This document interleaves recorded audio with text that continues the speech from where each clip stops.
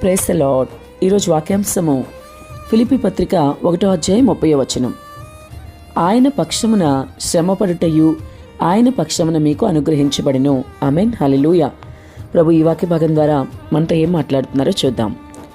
అపొస్తలుడైన పౌలు ఫిలిప్పీ సంఘానికి రాస్తూ ఆయన పక్షమున శ్రమపడుటయు ఆయన పక్షమున మీకు అనుగ్రహించబడిను అనగా, క్రైస్తవులైనంత మాత్రాన మాకు శ్రమలు రాకూడదు అని అనుకునే వారెవరైనా ఈరోజు వాక్య భాగం వింటుంటే ప్రభువు సూటిగా చెప్తున్నారు కదా, క్రీస్తులోకి వచ్చినంత మాత్రాన శ్రమలు రావని అర్థం కాదు. చాలామంది బోధించే వాళ్ళు కూడా క్రీస్తుని నమ్ముకోండి, శ్రమలు రావు, శ్రమలు దూరమైపోతాయి, చాలా చక్కటి జీవితం, అంత పూలు పరిచిన జీవితం అని చెప్తూ ఉంటారు. అలాంటి బోధలు మరి వాక్య వ్యతిరేకమైన బోధలే కదా.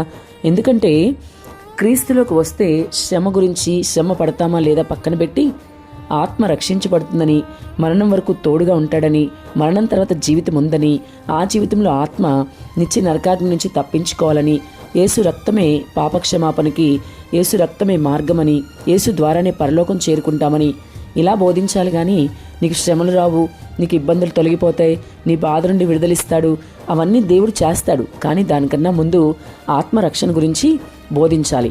మరి బోధించేవారు కూడా అలా బోధించడం వల్ల కొంతమంది క్రైస్తవులు ఈ విధంగా అనుకుంటూ ఉన్నారు, అయ్యో నేను క్రీస్తుని నమ్మాను కదా, నాకు ఏ శ్రమ రాదని చెప్పారు కదా నాకు చెప్పినప్పుడు, అలాగనే కదా మందిరానికి తీసుకొచ్చారు, నేను చర్చికి వచ్చాను, మరి ఇప్పుడు నాకేంటి శ్రమలు వస్తున్నాయి అని ఇలాంటి బోధలు విన్న క్రైస్తవులు చాలా సులువుగా శ్రమ వచ్చినప్పుడు క్రీస్తు నుంచి దూరం అయిపోతారు.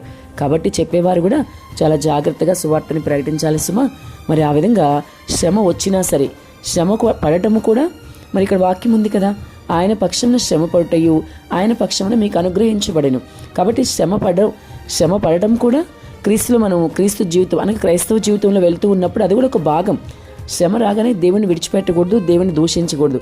శ్రమ పడటం కూడా, ఆయన నీకోసం శ్రమ పడలేదా? ఎంతో మరి నిజంగా ఎంత మహిమలో ఉండే దేవుడు నీకోసం దిగివచ్చి తన మహిమను విడిచిపెట్టి దివి నుండి భూమికి దిగివచ్చి నీకోసం ప్రాణం ఇచ్చాడు, నీకోసం రక్తం కార్చాడు, నీకోసం సెలవుకెక్కాడు. ఇలా అనేక విధాలుగా ప్రభు నీకోసం చేశారు. కాబట్టి ఈరోజు నువ్వేం చేయాలి అంటే ప్రభుకి ఇష్టంగా నువ్వు జీవించాలి.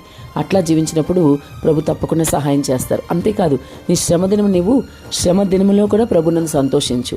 మరి ఇదే ఫిలిప్పీ పత్రికలో అపొస్తలుడైన పౌలు 4:4 చెప్తారు, ఎల్లవెళ్ళ సంతోషించుడి, ప్రభు నందు ఎల్లవెళ్ళ సంతోషించుడి అంటున్నాడు. ఎల్లవేళ్ళ అంటే అర్థం ఏంటి? నీ ఆనంద సమయంలోనూ నీ దుఃఖ సమయంలోనూ అని కూడా కదా అర్థం. నీకు సంతోషం వచ్చినప్పుడే కాదు, శ్రమలో కూడా నీవు దేవుని స్తుతించే వ్యక్తిగా ఉండాలి. మరి నీ ఆత్మీయ జీవితం ఎలా ఉంది? మరి ప్రభు అయితే శ్రమలో కూడా ప్రభుని స్తుతించాలి, శ్రమ రావడం కూడా ఆయన పక్షమును మీకు అనుగ్రహించబడిను అని మాట్లాడుతున్నారు. మరి వింటున్న సహోదరి సహోదరుడా, నీవేమనుకుంటున్నావు? ఈరోజు నీ ఆత్మీయ జీవితం ఎలా ఉంది? లోతైన భక్తి నీవు కలిగి ఉన్నావా? ఒకవేళ నీవు కూడా శ్రమ రాగానే పక్కకి వెళ్ళిపోవాలి, శ్రమ వచ్చింది కాబట్టి ప్రభుని నిందించాలి, శ్రమ ఇచ్చాడేంటి నాకు, నేను వెళ్ళిపోతాను, ప్రభుతో ఉండను అని మాట్లాడుతున్నావేమో, చాలా చాలా విచారించదగిన విషయం అది. అలా ఒకవేళ అటువంటి స్థితిలో నీవు ఉంటే ప్రభు నీతో మాట్లాడుతున్నారు. ఆయన నీతో చెప్పేదేమనగా, మరి శ్రమ వచ్చినప్పుడు మరి ప్రభుకి అంటే శ్రమలో కూడా దేవుని స్తుతించాలి, ఇంకా ఎక్కువగా ఆయన ఆనుకోవాలి. శ్రమ వచ్చిందని దేవుని విడిచిపెట్టి వెళ్ళకూడదు. నీకోసం ఆయన ఎంతో శ్రమ పడ్డాడు. కాబట్టి శ్రమలో సైతం దేవుని స్తుతించడం నేర్చుకో, తప్పకుండా దేవుడు సహాయం చేస్తాడు. నీకు శ్రమ ఎదురైనా సరే, అది ఆర్థిక సమస్య, అనారోగ్యమా, కుటుంబ సమస్య, వివాహమా, ఉద్యోగమా, వ్యాపారమా, ఆత్మీయ జీవితంలో మరి వెనకబడిపోవడమా, ఏదైనా కానీ ఒక సమస్య, శ్రమ నీకు వస్తే తప్పకుండా అది ప్రభువులోనే నీవు ఆ శ్రమను బట్టి సంతోషించాలి. నీ శ్రమలో ఓర్చుకుంటే ప్రభు నీకు శ్రమ నుండి విడుదలిస్తారు, విడుదల అనంతరం రెట్టింపు ఆశీర్వాదాలు ఇస్తారు.